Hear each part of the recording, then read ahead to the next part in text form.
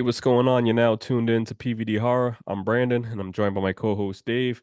Today, we're going to do a little short review about our experience watching Late Night with the Devil. This is going to be one of the biggest films of the year so far. We had the chance to actually check it out, and we were also invited to the UK premiere. That sucked that we couldn't make it. It was I just, had to it take was, a pass on that one, unfortunately. yeah, it was just like, damn, like if they gave us enough time, like hey, like a month in advance, you know what I mean? But it was kind of like what, a week or two? Yeah, yeah. It That was would have like, been that would have been sick. I would have loved yeah. to do that. So yeah, we were able to just check out the screener instead. We settled for that instead of the premiere. But Yeah. one time if they have something, a premiere or something closer by, we'll definitely go. I think that always happens when we're always thrown like the premieres Always something. for the big premieres. It's either the week of, or it's just we have shit going on that Yeah. we can't make it. So but yeah, this was a great film. Uh Dave, you want to sit there and kind of give like the whole plot about this? Absolutely. Absolutely. I'm excited too because I really, really enjoyed this film. Yep. So this film is about a live television broadcaster who has like a late night show, kind of along the lines of like Johnny Carson, or more current day like Jimmy Fallon or whatever, Jimmy Kimmel. So basically, this is set in 1977. He's gone through some ups and downs in his career. Sounds like at one point he was really high, but then ratings start to take a dip.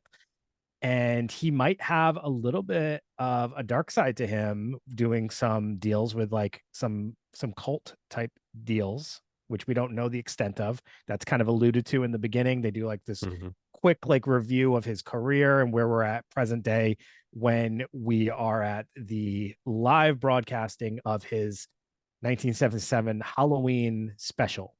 And he needs to really ramp up his ratings. I also didn't mention his wife, Minnie, I think is her name in in the movie.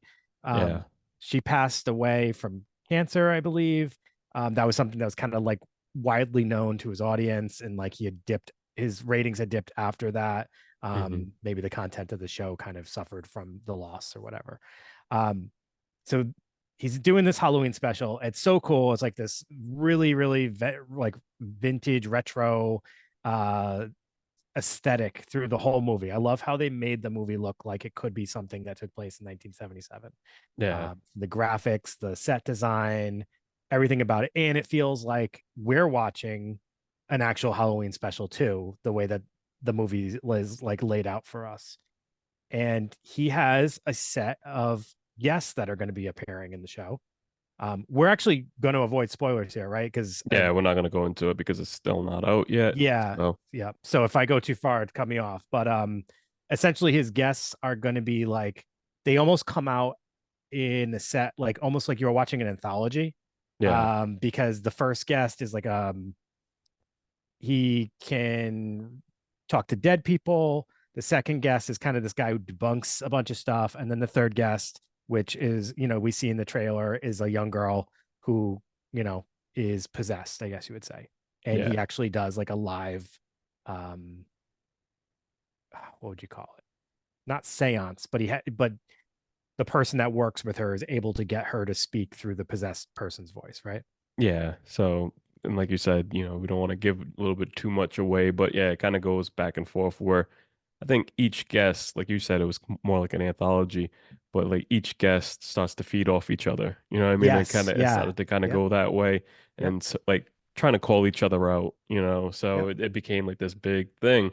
But like you said, the style of it, the setup of it being like in the 70s and everything like that, and like right when I was watching it, I had messaged you and I said, dude, this reminds me of Fred Vogel's movie, The Last Interview, Mm-hmm. the way that it was all set up, like when they were doing the interview on the TV and taking the commercial breaks and then going and talking, like this has the same setup. And like, when they would go back and cut and go back into the dressing room or behind the scenes and kind of talk about what was going on and what happened. I think that like this movie just has so many layers to it that I think that any fan of just any film or genre will like appreciate this, not just horror. You know what I mean? Yeah. So it's Yeah. cool. It's weird. This movie is getting like the label horror comedy. Yeah, And there's definitely like some funny moments, but I wouldn't consider this a horror comedy but in my I think opinion. yeah, but I think it kind of gives you that vibe no matter what. Like a late night talk show is a comedy. You know what I mean? So like Yeah. Conan and everybody would sit there and do the jokes. It's this has all that. You know what I mean? So like the guests and everything like that at times. But yeah, Or even the audience members are kind of funny too. There's like one yeah. guy that they call on or whatever. And he starts kind of like cracking jokes at the Hmm. guy who is can talk to dead people, and he's like, is there this person in the audience, and is there a Peter, and the guy kind of like starts riffing off of that, and it's kind of Yeah. funny. But it's crazy. This film's also being kind of labeled like as a found footage horror film. Did you know? Interesting. I didn't Yes. know that, but it's interesting. And that makes me think like back to our that argument that we had posed about like what is a found footage movie. Because it's like the way that I think the way that this film's set up, I don't know. Did this actually air? This Like, is supposed to be like there's large portions of this movie are supposed to be as if we are an actual yeah, time watching it. like yeah, but then we also get the quick glimpses back, and it's actually a different type of camera Hmm. that's like a different type of camera. I don't know how you would say it, that shows us like the behind the scenes footage, like when Yeah. they go off That's what I'm air. saying when it goes black and white. Yeah, But so then it's like it's a like, hybrid. yeah, but like going back and kind of looking at it, do we know? Because I know most of the time, like the late night shows and stuff like that, those they're kind of pre-taped, you know what I mean? So do we actually know if this film was I mean, like the showing of the late night show was like put on air because of all the shit that happened? Yeah, the sense that they give is as though it's supposed to be Yeah, on that's what I'm air. saying. I don't know if Yeah. if they're labeling it as found footage like that because it's like, oh, this didn't air because of this happened and all this stuff Oh, that like went that down. would make it found footage. But But yeah, you're that's what saying I'm if it saying. wasn't screened first, then that would make it like they Yeah, found it. Yeah. because there's a lot that happened Hmm. and like with the end. But yeah, so I don't know. I'm not sure. Interesting concepts too. And I would love if people listening would share their thoughts on whether you would, if you've seen it, would you consider this to be found footage or not? Yeah. Um, And I think it's pretty cool too because like as I had told you, I think that like how big this film is, I think that, we had seen online that usually there, some people that don't have the opportunities to usually watch screeners and everything, they had like a lot of horror groups had it, And so I think that they're really trying to push this film and trying to reach different audiences and trying to get it like, mhm. for Shudder to push it a little bit more. But I think that was cool, a lot of people in the horror community have seen it so far. Yeah. So I think that the marketing and everything for this film, they're trying to push it to the next level. I think that's great too, because like honestly, this is going to get released on Shudder. Hmm. And I think that um, this film is like everybody that I've talked to about this film is really hyped about it. Like Oh there's yeah. people sharing this. Every comment I've ever seen about this has all been all excitement. Yeah. And the fact that it's going to be on Shudder is like such a great move for Shudder. They definitely picked a winner with this one as far as like getting access to it and having it on their platform. Hmm. It's going to draw a lot of attention. It's Oh, it definitely is. I think this is probably one of the more like anticipated indie or non-theatrical release films. Yeah. So yeah, And plus, this is great. David's just been working with Shudder so, close knit for the last few years doing the Chainsaw Awards, the Fangoria Chainsaw Awards that air on Shudder. So it's cool to kind of see him like embrace everything horror and then, have this big movie coming out Yeah. and being involved with Shudder still. So Yeah. Yeah, shout out to Shudder for this. Shout out to I think it's Vertigo releasing yeah, for being attached to this. I think even IFC Films might be attached to this. I saw them yeah, they it's a had the lot. trailer posted. So a lot of people are backing this film and seem to have faith in it, and I can see why. It's just the final product is I personally just like think they nailed it. Like they nailed what they were going for. but that's why I said to you, like we did the review for Imaginary. What's in the theaters right now is not for us. Yeah. These platforms are catering to us. You know, what I mean, we're getting what we need on these smaller, well, they're not small, but you know, compared to the theater, Yep. like that these are big networks that they have for streaming services for horror fans. And we've been getting nothing but like great films. You know, Sh Shudder, like you said, Shudder's been like killing it. Yeah. They had probably the best horror movie last year out, Hmm. Evil Lurks, and Yep. then having this, and so yeah, yeah, shout out to Shudder, man. So Yeah. if you don't have Shudder, definitely subscribe to it. Check it out. If you don't have like if you've never had Shudder before, try the free pass and check this movie out when it releases on the 22nd. Or is it the So 19th? the It's 19th March. on Shudder, and then I do think it's going to get somewhat of a theatrical release if you can find it on the 22nd. I would actually love to see this in the theater, Yeah, I although would it's too. just as good watching it at home. But yeah, I think it would be a cool experience. Um, and if you can get to the theater to check it out, uh I just feel like you're gonna the like being immersed in that, like I said, the aesthetic to this feels so genuine that Hmm. like I would just love to get that experience of watching it on the big screen and just kind of like zero distractions and just being honed in on it. It really did feel like you were watching a movie from you know the 70s at some points. I was like, damn, this Oh is yeah, this is cool. yep. And the film was actually shot in Australia, so Okay. that was cool. I know that Australia usually has a lot of like key things. So like if you make films down there, like you can utilize a lot of resources and stuff like that and kind of get the film shot a little cheaper or like it's taken care of on a certain budget. So I think that's cool, what I mean? Mhm. So like all the visual effects and everything like that, there's like the budget that kind of like free reign to kind of do whatever. Kind of like Talk to Me, Yep. So Yep. um when as soon as I finished watching this, I was like really excited about how much I enjoyed it. And the first thing I thought of is like I feel like this is 100% going to be on my top 10 at the end of the year. mm, I don't know what else is going to be on there, but like if I were to already pencil a film in, I don't know what place it will be, but I have a feeling it's going to be on my top 10 at the end of the year. mm.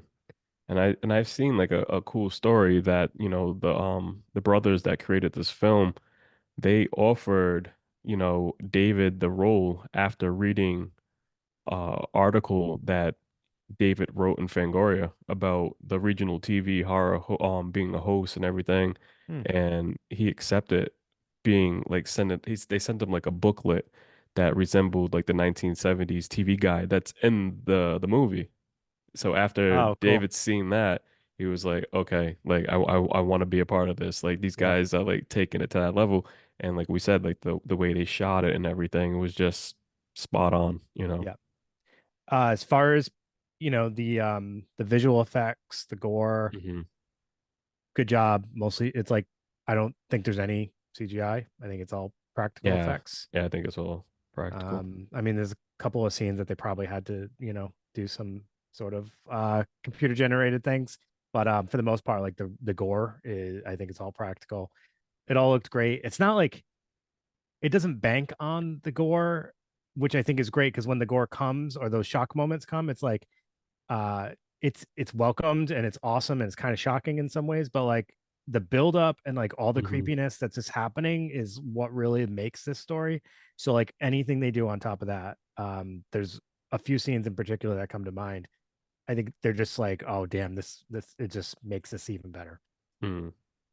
Yeah, and it's like a complete mind fuck, you know what I mean? Yeah. So I think that's one of the things that we appreciate more, like as we get older, you know what I mean? Like it's not just about like those visual effects and everything like that. It's about where the film can like leave you and take you and then like, like kind of like a film. Like we always talk about it, a film that makes you think about it even more after you leave the theater. You know what I mean? And you Yep. question and shit. And so I think that like this is definitely one of those films. And like we're still talking about it, like taking pieces away where it's just like it's found footage, and it's like, well, wait a minute, is it Yeah. found footage? Like, how was it found footage? Was it not aired? Like, that's the type of shit that, you know what I Hmm. mean? Like we start to appreciate a little bit more just the details and, you know, people not just doing cash grabs and trying to cash in on certain shit. Like they're Yeah. like actually in love with the genre and making films and shit. So it's pretty cool. It does this really interesting thing at the beginning of the film where they do this like quick intro thing where they kind of catch us up to speed of what's happened before, Yeah. the night of. And I was thinking about it, I was like, there's a lot in that little short, like I forget if it's like if it's even 5 minutes. There's a Hmm. lot in there that actually even like ties into later stuff. Not gonna, get into Yeah. it, but like Yep. it's interesting how like I didn't even like I could have predicted some of the stuff, but like it all happened so fast, and then you get so lost in the story that you're Hmm. not sitting there trying to like pre-predict what's going to happen. You're just kind of like I found myself just kind of like lost and like not really wanting some of the segments to end, and like just kind of like, all right, what's going to happen next? Just surprise me, show me whatever you're going to show me. But there's Hmm. so much that's in that beginning. But I also like that they took the time to actually like build the character, build his motivation, build his kind of even his despair and like his sadness. He just lost his wife. He hadn't really gotten over that. And it's kind of like when you see the character, you can almost like feel all those things as he's like trying his best to create something successful, and he's like so worried about like, oh, what if this doesn't land, like is the show, Yeah. what's gonna happen to my career in the show. And that's the thing, like, you know, what I mean, I was gonna bring up also, and you just kind of like touched on that, you know, you really look at it, and it's in the 70s, and then even in the 80s and the 90s, late night talk shows definitely played a big role, you know, in our lives because it was just like we didn't have all these channels. You Yeah. know, we didn't have all these channels that we have, like 100 and 200 and 300, 900 channels with nothing on. It was just like everybody's watching the same stuff. So it was either you were watching, you know, horror movies or comedies or whatever. We had what, 75 channels tops, Yeah. you know Yeah, what I it mean? was Or pretty low. if you didn't have cable, um late night shows were like always on. That was entertainment. Hmm. Like, you know what I mean? There wasn't no other outlets where you could see like your favorite musicians and everybody or stand-up comedians performing on the show. Like this was all it, like getting your news, Yeah. you know what I mean? Your current That used to events be how musicians actually got their became break. known. Yeah, they Yeah. would go on like Johnny Carson or And whatever. And so that's what I'm saying. And it's like yeah, you think about it, you know, we had what Dave Letterman, Arsenio Hall. everyone, you know what I Yeah, mean? And yeah. then they became like this role, like, you know what I mean? Like, hey, what did you see that last night? He was on this show. Like this Freaking was, Jason Voorhees was on yeah, it was on Arsenio there. Hall and like that epic Exactly. And then moment. you grow so much with these hosts. Yeah, And like you said, they built that up in that first 5 minutes and it yeah, made you like catch up like how we would sit there and deal with it, just like watching Arsenio Hall, everybody for like a full year. You know what I yeah. mean? Like when think about it, like when Arsenio Hall when it's like you when you found out he had AIDS, you know Mhm. what I mean? Like his whole breakdown, it was just like always on. It was like do do extra extra Yeah. on all the other networks and shit, and it was like updates of that. Or even just when what's his name? Fuck. He got in his car blew up. Fucking The Jay Leno. yeah, Jay It was like a Leno. Jay Leno thing. Yeah, Yeah, you know what I mean? Like you have so much connection with these guys from being talk yeah. show hosts. You know what I mean? If it, like And that was before everything was divided. So yeah, you only watch like nowadays. I feel like because of politics, yeah, people won't watch certain ones. Like back then, it was like everybody just watched. Like you watched them because like either you prefer Dave Letterman over Leno or something yeah, like that, or but it wasn't because of like you knew what kind of political jokes they were going to do or something like that. It was definitely a yeah, different time. And there's exactly. moments that like back then of those talk shows that like we'll always remember, and they became a part of like pop culture, the pop culture's culture zeitgeist or whatever you call it, Yeah. zeitgeist. But now it's like, yeah, it's different. I guess we still have the talk show host, but it's just different. So it's like funny. So I had seen like a few reviews and like people leaving stuff, and they would be like, "I would so definitely be a night owl." You know what I mean? Like I would Yeah, definitely be a part of that, be a part of the night owl crew. yeah, So I was like, "See, like that's what it is. They play a role on the in the world, and so they definitely captured that role with Jack." So, they the other thing I really loved, like I said, I love the set design, mhm. the aesthetic of the film, but then they would do these little like we're gonna take a break. And I love the way he would like go into the breaks. It really felt like you're watching a show. And Yeah, then they would do graphics, and they had like, because it was the Halloween special, they'd be like these like spooky Halloween graphics along with the like we'll be right back. yeah, They did a lot of cool stuff with that that just like made it feel like it was vintage and retro. So it was cool. yeah. So that's the thing. It's like if you're gonna do this type of stuff, definitely go all in or not at all because you're gonna get negative feedback. And I think that's what happened. I think that, we talked about like so many people being a part of this, like Shudder and IFC Films.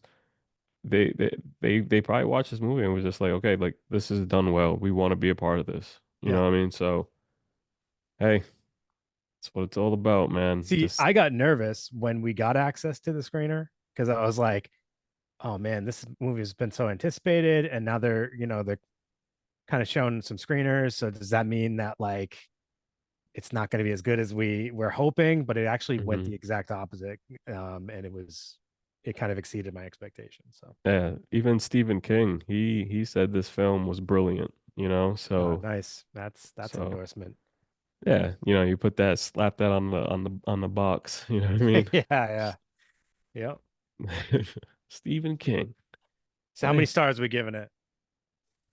I'm gonna roll with what are we going on, a 5 or 10? Yeah, we can do five. A five. I'll give it a 4.5. Yeah, that's exactly where I was. So four All and a half. right. Yep. I'll give it a 4.5. Like I said, the film was done really good, but I'm not saying like it's a perfect film. You know what I mean? I think that Got to I think reserve that five. You got to reserve it. yeah, I think because it's like when you go into it, I think that a lot of people they're not gonna have that same experience with us because it's also we're talking about people that are like the young audience that go into this and not really having that connection with late night Hmm. TV like like it wasn't a choice. It was that that was what was on. You know what I Yeah. mean? Now it's a So choice. They have all these channels to watch whatever. that'll be interesting to see how a younger audience connects with this film. Kind of Yeah. like the opposite of what we were thinking with Imaginary. Yeah. Maybe that they would prefer it more than we would. But I think it'll be interesting to see if it's a little bit opposite here. I don't think they're really gonna truly understand it. You know what I mean? Yeah. Living in that time. Bunch of dummies. Just kidding. Just kidding. Ah, Love you. shit. Love y'all youngins. Love you. Not in that way though. Yeah, I was about to say.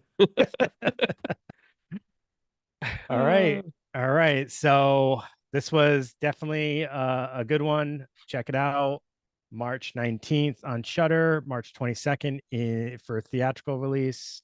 Hmm. If you can find it at a theater near you, definitely do.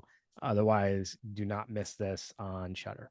Yeah, I'm pretty sure, like if you're in Rhode Island, I'm pretty sure the Providence Place Showcase will have it because that is the theater that usually has all, those 1 week run Yeah. movies Yeah. that are They get a lot going. of the, So the yeah. limited theatrical ones. Yeah.